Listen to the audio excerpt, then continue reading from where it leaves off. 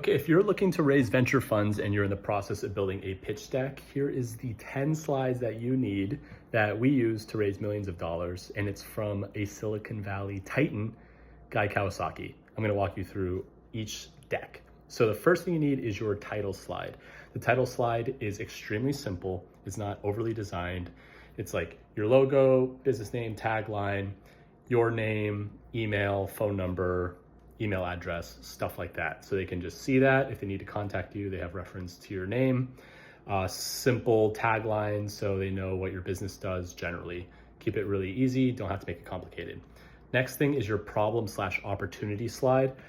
This is where you highlight in very simple terms. These aren't blocks of text. It's very simple terms of like, what's the problem you're solving? So assume that I don't know anything about your market. You have to be able to tell me what the problem you're solving in a single sentence or a couple sentences is, or highlighting the opportunity. The entire premise of a pitch deck is it's kind of like letting someone in on a secret. Like, here's this thing that we found, this really great opportunity, this thing that we're doing. And the goal is to actually walk them through as simple as possible, how to understand the problem, how you're thinking about it, and getting them to have like the neurons connect to be like, oh, this is a good idea. That's the whole goal. The average time spent on a pitch deck is well under a minute. So people skim it. No one's reading every single word. So you really need to use simplicity, make it readable, don't over design. Moving on, next one is your value proposition. So this is like, how are you solving that problem? What's your approach? You know, like what's your quick pitch? If someone asks like, oh, what does your company do? That's how you answer that. Here you can add like screenshots of the product or, you know, simple things. Don't over design it. You really want like on top title and then like a couple things, maybe bullet points or little diagrams below to make it too complex. Next one is your business model. Do not reinvent how to make money. This is a lot of where people get stuck. They try and invent a new wheel. Just pick a simple process where it's like, we're SaaS subscription, or, you know, we do X, we do Y, we're a marketplace. Figure out something that already works and be very clear about it. You know, don't get too complex here. Just have them understand that you understand how money works.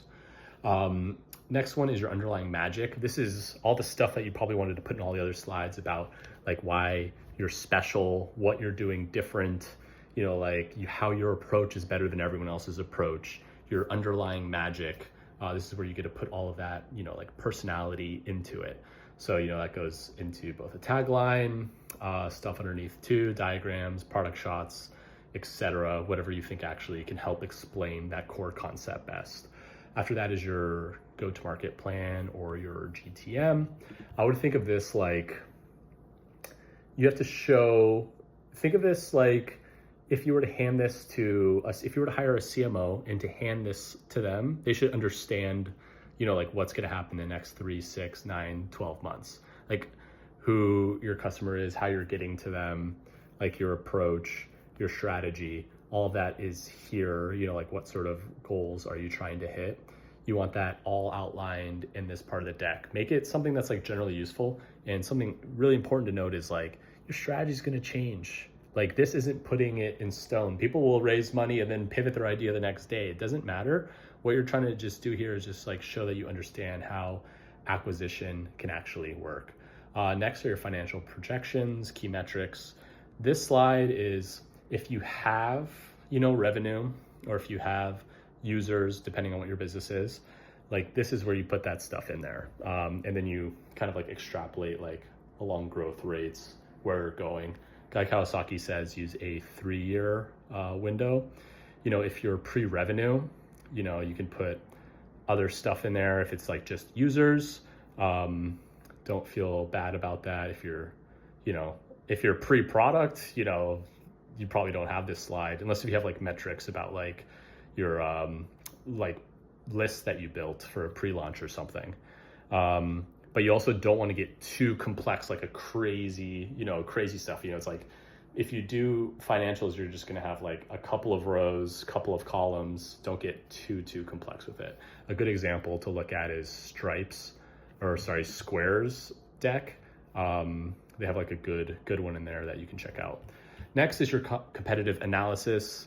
The biggest red flag you can have in your deck is to say that you don't have competition.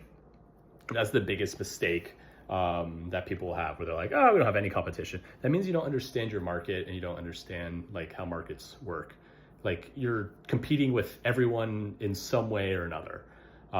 Even if you're just adjacent or you're a new idea or you're innovative, you know, like the car was competitive with the horse, even though it's not in like the same market, it's still, you know, it's transportation.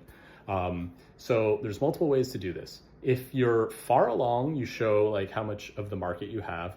If you're early on, you want to just show like your positioning. You can do that via like an XY axis and choose what the two things are. For example, if you're like upscale and high priced, you know, like show you're that versus your competition is like very cheap, but like, you know, like more, you know, smaller market, or, you know, more consumer, for example, or the opposite, whatever it is. Just show like how you position differently to them. And then that can also help them benchmark. You know, it's okay to put in big companies because it helps them benchmark like what type of companies you're trying to beat, and then like why your positioning is actually better and will win in the long term. Next is your management team. That's where you put in a nice photo of you in front of a brick wall or something. If you have any ethos of like, oh, I worked at this company, put in those logos there. If you have advisors, you put them in there too. You know, it's like founding members. You know, you could potentially do advisors if it's relevant too. Just kind of showing that it's like a competent team. Anything that you can kind of like, you know, humble brag on, put it in there. And then last, it's your like current status, accomplishments, you know, and then like use of funds.